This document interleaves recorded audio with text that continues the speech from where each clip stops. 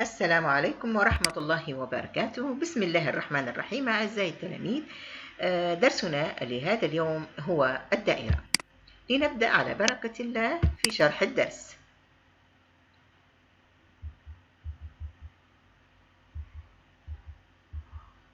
الدائرة تتكون من حندرس فيها أول مفاهيم تخص الدائرة، كيف نرسم دائرة، ماذا يعني محيط الدائرة وكيف نحسبه، وأيضا نتعرف على مساحة الدائرة. الدائرة هي المسار الذي ترسمه نقطة بحيث تكون دائما على بعد ثابت من نقطة ثابتة تسمى مركز الدائرة. إذا كان هذه النقطة سميناها مركز الدائرة، هذه نقطة تتحرك بحيث دائما تكون على نفس البعد من هذه النقطة، من النقطة الثابتة اللي هو مركز الدائرة، بعدها دائما ثابت في أي مكان تكون فيه، تكون على بعد ثابت من هذه النقطة. في هذه الحالة فإنها أثناء دورانها ستكون دائرة. هذه هي الدائرة. هذا المسار المنحني يسمى بمحيط الدائرة، لأنه هو الذي يحيط بالدائرة، يسمى بمحيط الدائرة. البعد الثابت هذا احنا قلنا النقطة التي تدور لا يجب أن تكون دائما في أي موضع على بعد ثابت من هذه النقطة. هذا البعد الثابت يسمى بنصف قطر الدائرة. هذا البعد الثابت يسمى بنصف قطر الدائرة. هذا يسمى بنصف قطر الدائرة، ونرمز له بالرمز نق، نص قطر. نون يعني نص وقاف يعني قطر، نصف قطر. هذا المسار يسمى بمحيط الدائرة. لنتخيل كيف تتكون الدائرة، نفرض أن لدينا مسمار مثبت في الأرض مربوط به حبل، وهذا الحبل يكون مشدود، وفي نهاية هذا الحبل مربوط أي جسم. عندما يدور الجسم حول هذا المسمار بحيث دائما يكون الحبل مشدود، دائما الحبل مشدود، وهذا جسم يدور حول هذا المسمار. سيكون لدينا دائرة. لاحظ أن هذه المسافة ثابتة.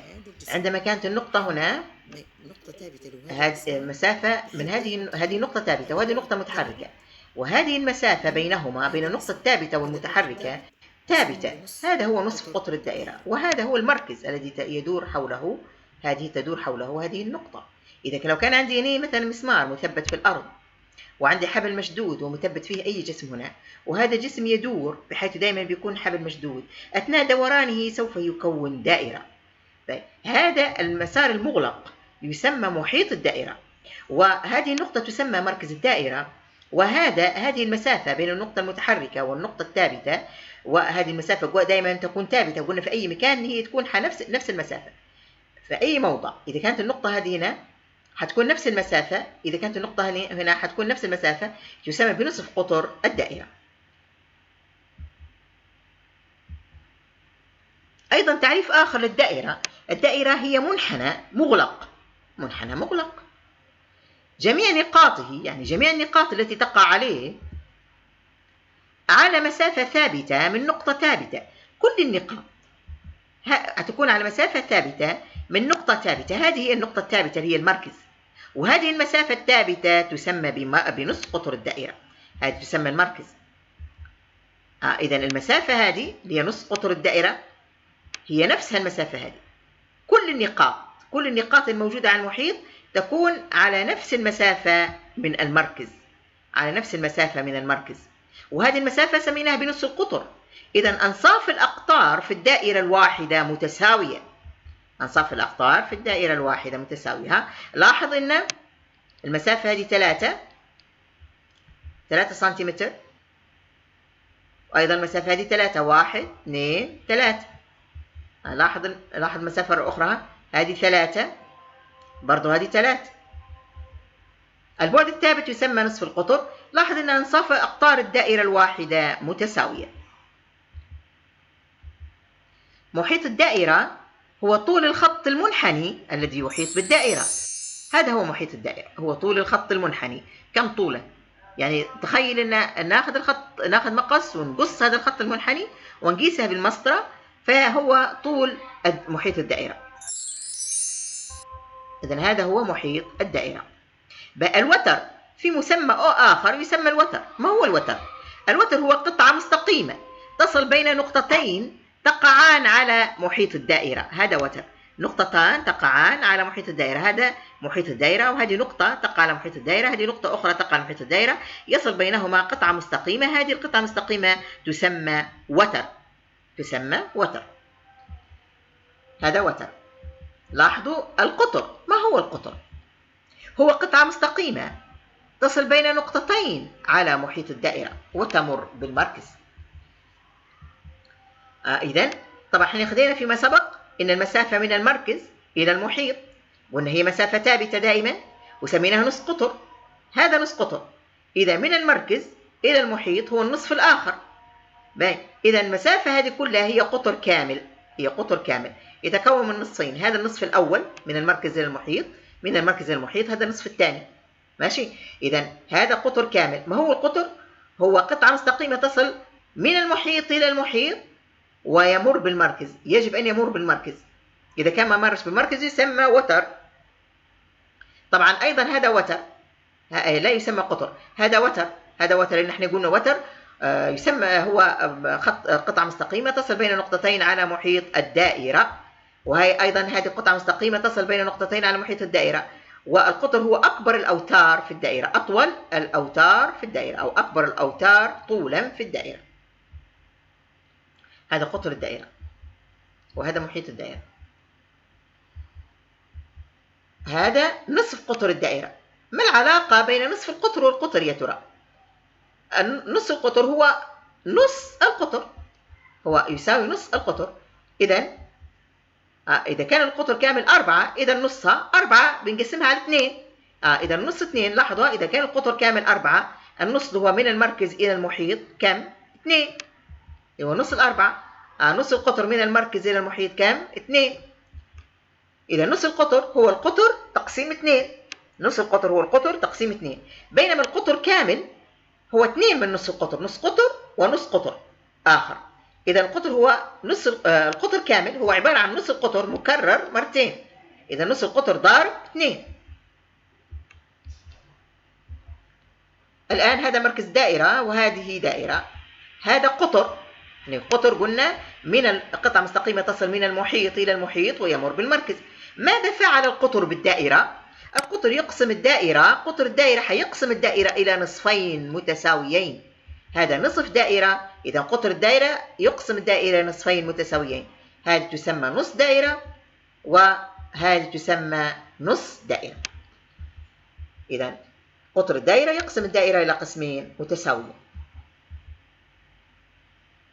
لاحظ الآن هذه دائرة، هذا قطر من المحيط إلى المحيط يمر بالمركز. أيضا هذا قطر آخر للدائرة، الدائرة لها عدد لا نهائي من الأقطار، أيضا من المحيط إلى المحيط ومر بالمركز. ما علاقة هذان القطران ببعضهما؟ هذان القطران متعامدان، متعامدان يعني يصل عن درجة 90 درجة مع بعض، يصل عن زاوية مقدارها 90 درجة. لاحظ أن القطران متعامدان. ماذا يفعل القطران المتعامدان بالدائرة؟ يقسمانها إلى 4 أجزاء متساوية. إذن القطران المتعامدان، قطران متعامدان فقط راهو لابد يكونوا المتعامدان، يعني يصل عن مع بعضهم زاوية مقدارها 90 درجة. يقسمان الدائرة إلى 4 أرباع متساوية. هذا ربع وهذا ربع وهذا الثالث وهذا الرابع، 4 أرباع متساوية. يقسمان الدائرة إلى 4 أرباع متساوية. إذا القطر يقسم الدائرة إلى قسمين متساويين، نصفين، نصف دائرة ونصف دائرة، بينما القطران المتعامدان يقسمان الدائرة إلى 4 أرباع متساوية. الآن لنقف قليلا لنراجع ما سبق عن طريق هذه الأسئلة لنتأكد من الفهم. القطر هو، اختار ما هو القطر؟ هو قطعة مستقيمة تصل بين نقطتين على محيط الدائرة، أو اختر الإجابة الصحيحة.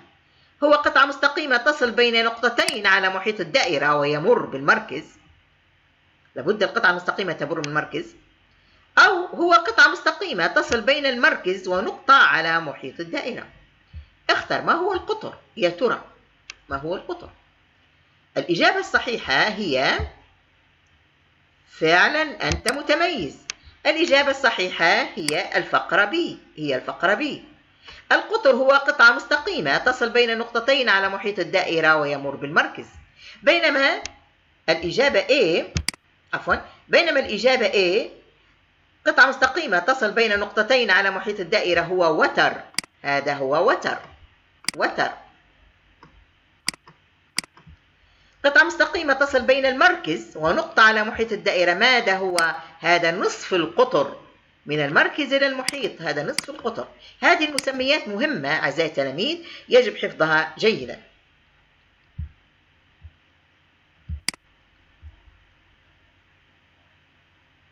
الآن نستمر في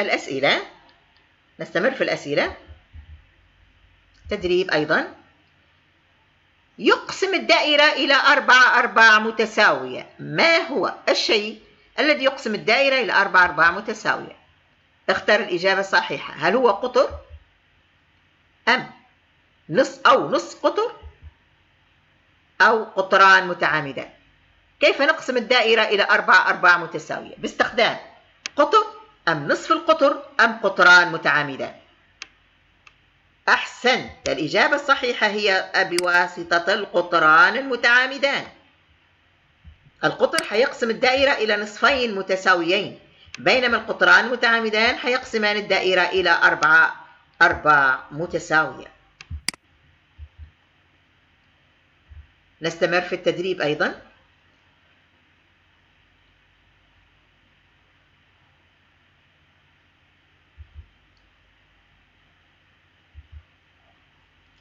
نصف القطر يساوي، اختر الإجابة الصحيحة. القطر ضارب 2، يعني مش حتى نحصل على نصف القطر ناخذ القطر نكرره مرتين، أو القطر نقسم على 2، يعني ناخذ نصه نقسم على 2 نتحصل على نصف القطر، أو القطر نزيده 2. ما هي الإجابة الصحيحة؟ نعم، الإجابة الصحيحة أحسنت هي B. نصف القطر هو القطر تقسيم 2. القطر تقسيم 2. أحسن. الآن بما أن الإجابات كانت صحيحة، إذن تمكنت من فهم ما سبق. نستمر الآن في شرح باقي الدرس. رسم دائرة. كيف نستطيع أن نرسم دائرة؟ إذا كان المطلوب مثلا هو رسم دائرة طول نصف قطرها 5، ما علينا إلا أن نستخدم الفلجار لرسم الدائرة. طبعا نضع القلم في الفلجار. القلم يجب أن يكون قصير حتى لا يعرقل عملية الرسم، ويجب أن تكون سن القلم وسن الفلجار في مستوى واحد، ونثبت القلم في الفلجار جيدا. الآن نفتح الفلجار باستخدام المسطرة. فتحة تساوي نصف القطر. لاحظ، ركز، نفتح فتحة تساوي نصف القطر وليس القطر. إذا حنفتح فتحة تساوي 5 سنتيمتر. 5 سنتيمتر كما في الرسم. الآن نركز سن الفلجار عند نقطة، هذه النقطة هي مركز الدائرة، ونحرك الفلجار بحرية ونرسم الدائرة. هذه الدائرة نصف قطرها 5 سنتيمتر.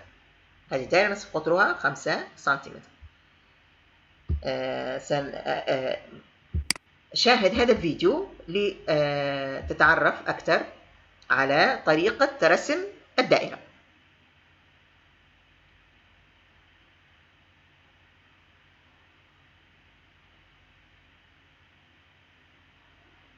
رسم دائرة باستخدام المسطرة والفرجار. كيف نرسم دائرة بنصف قطر معلوم ومركز معلوم؟ لنوضح ذلك بمثال. هيا نرسم دائرة طول نصف قطرها 4 سنتيمترات. أولا نضع بقلم الرصاص نقطة نسميها مثلا ميم، حيث تمثل هذه النقطة مركز الدائرة. ثانيا باستخدام المسطرة نفتح الفرجار فتحة طولها 4 سنتيمترات.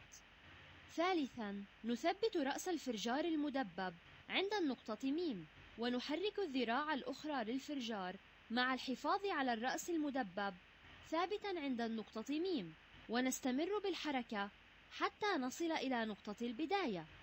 رابعا يكون الخط المنحني المرسوم هو الدائرة المطلوبة.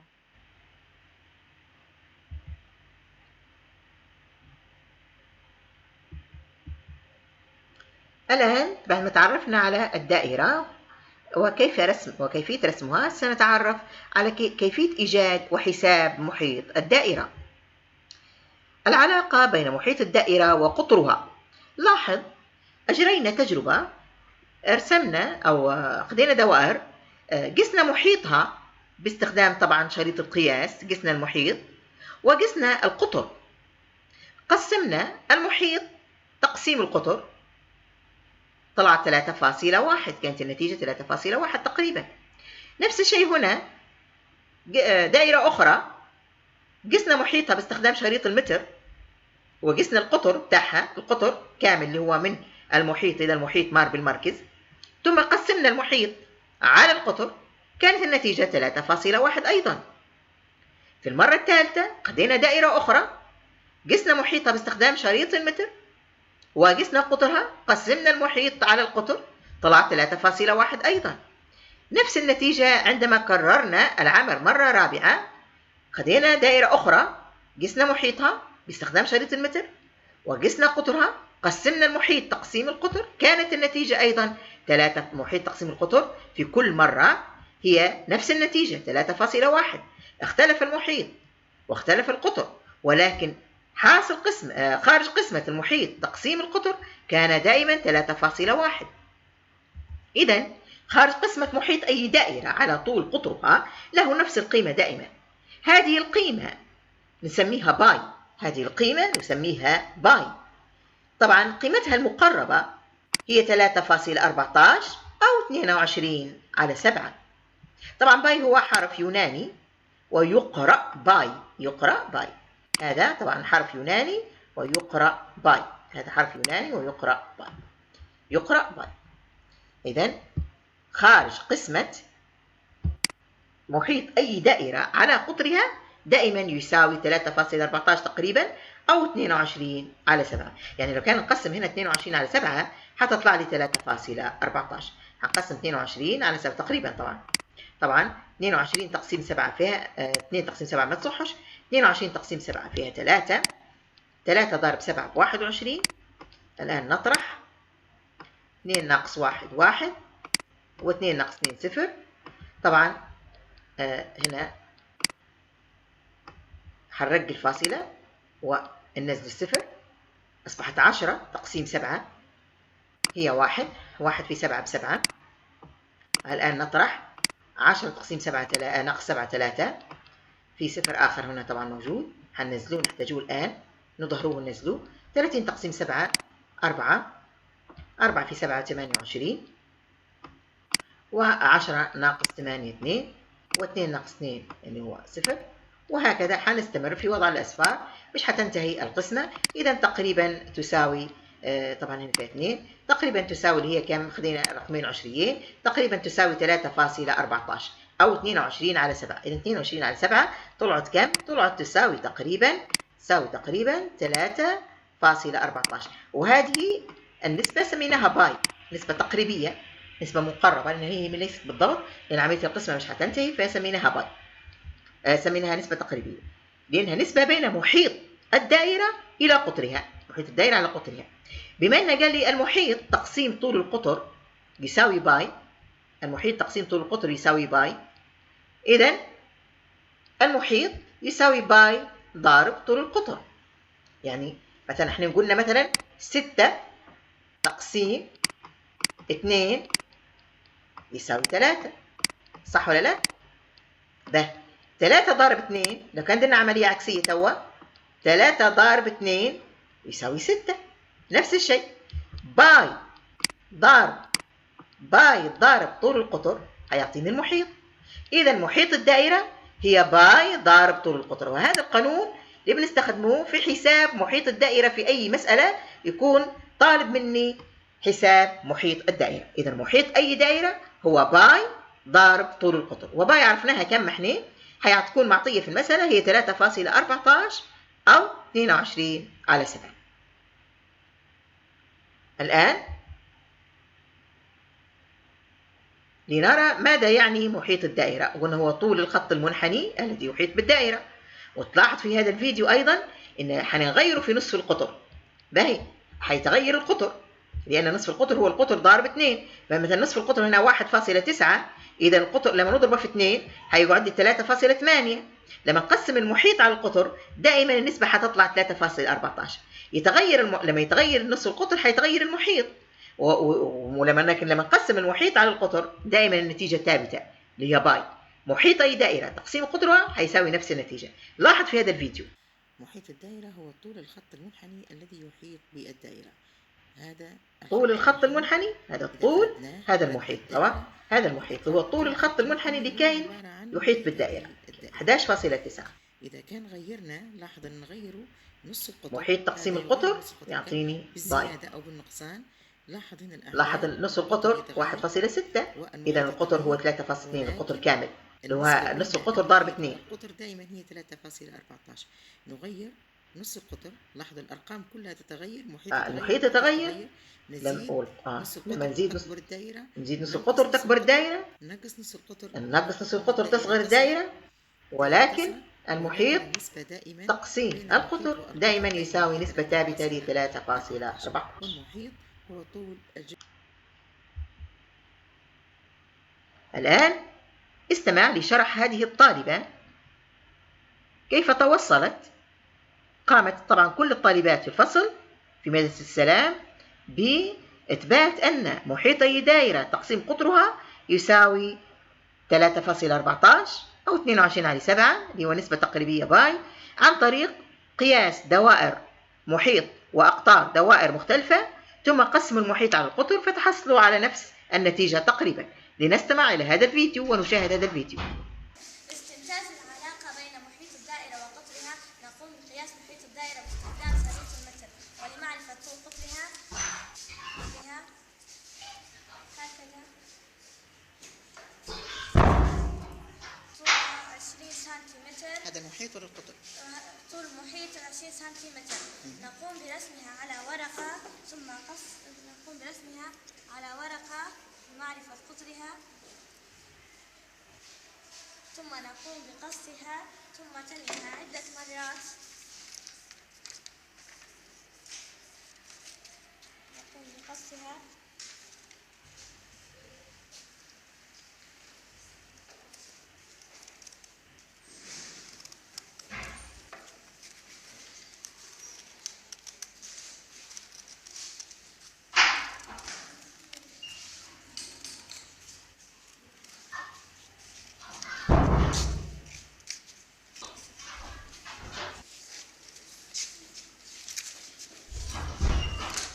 نقوم بطيها عدة مرات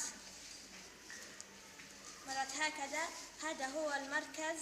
ثم نقوم برسم القطر. هذا هو المركز. ثم نقوم برسم القطر.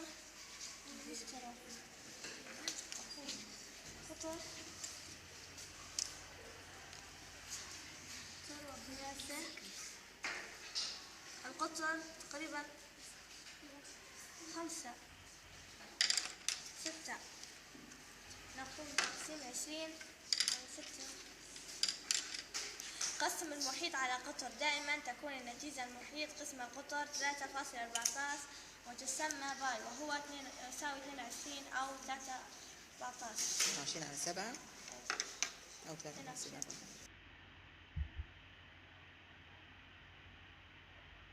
استمع إلى هذا الفيديو أيضا. شاهد هذا الفيديو. السلام عليكم ورحمة الله وبركاته. نحن طالبات سادس دال من مدرسة السلام. الآن سوف نستنتج قانون يحسب محيط الدائرة. نقيس محيط الدائرة بواسطة شريط القياس. نبدأ من الصفر.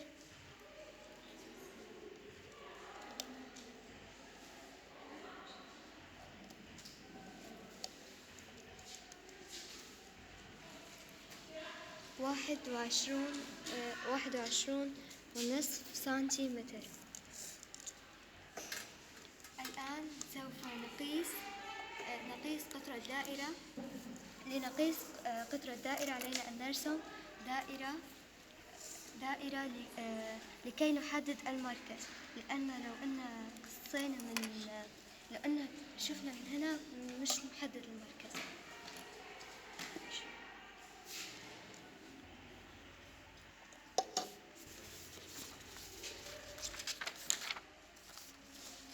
قطر الدائرة هو قطعة مستقيمة تصل بين نقطتين على محيط الدائرة ويمر بالمركز. يجب أن نحدد مركز الدائرة لكي نعرف القطر.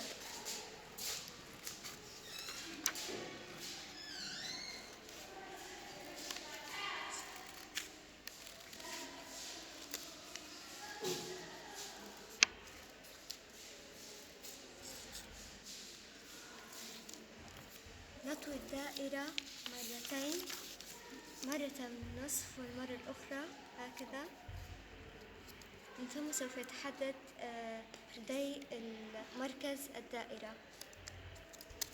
سيكون لدي القطر. أين المركز؟ حدد المركز بالقلم. هذا المركز الدائرة. الآن حدد القطر وقيس القطر كم.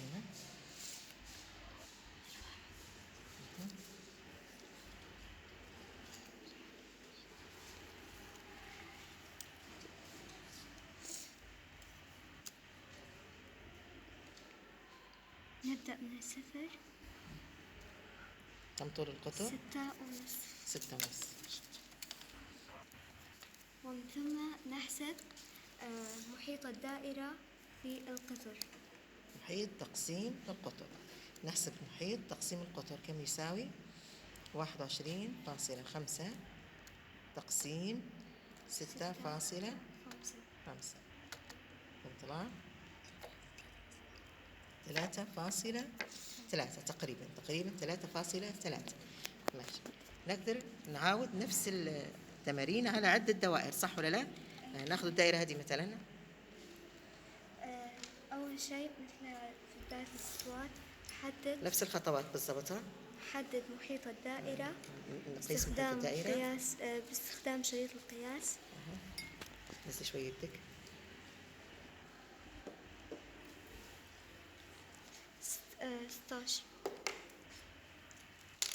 16 محيط الدائرة 16 ماشي سنتيمتر. كي نحسب القطر نفس الخطوات سوف نرسم من ثم سوف نقصه ونحسب لكي يظهر لدي المركز. نظهر المركز صح.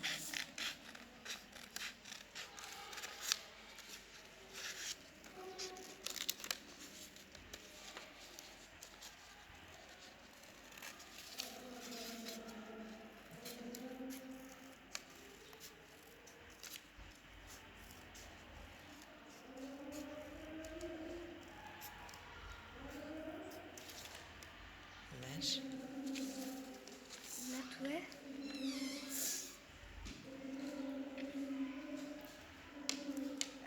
هنا تكون لدي مركز الدائرة. نفس الطريقة نحدده. نقيس القطر. نقيس القطر كم؟ نقيس القطر. نبدأ من الصفر.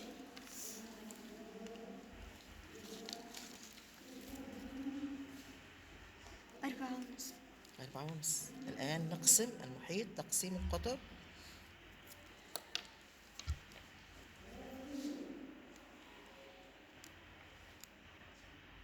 16 تقسيم 4.5. 16 تقسيم 4.5. كم طلع الناتج؟ 3.5 سنتيمتر. إذا ماذا نستنتج؟ من المحيط تقسيم القطر حتى لو كان أعدناه عدة مرات، المحيط تقسيم القطر دائما يساوي كم؟ 3 تقريبا يساوي 3. المحيط تقسيم القطر دائما يساوي 3. القيمة هذه شو سميناها؟ باي. بالعربي طاء. باي بالعربي طاء. والباي هذه تساوي تقريبا 3.14. إذا المحيط يساوي باي ضارب قطر. المحيط يساوي باي ضارب القطر. ماشي. بارك الله فيك. إذا محيط أي دائرة تقسيم قطرها يساوي باي، وباي هي 3.14 أو 22/7. ومن هنا نعرف أن محيط أو نستنتج أن محيط الدائرة يساوي باي ضارب طول القطر. إلى هنا نكتفي بهذا القدر ونكمل الحصة القادمة إن شاء الله. والسلام عليكم ورحمة الله وبركاته.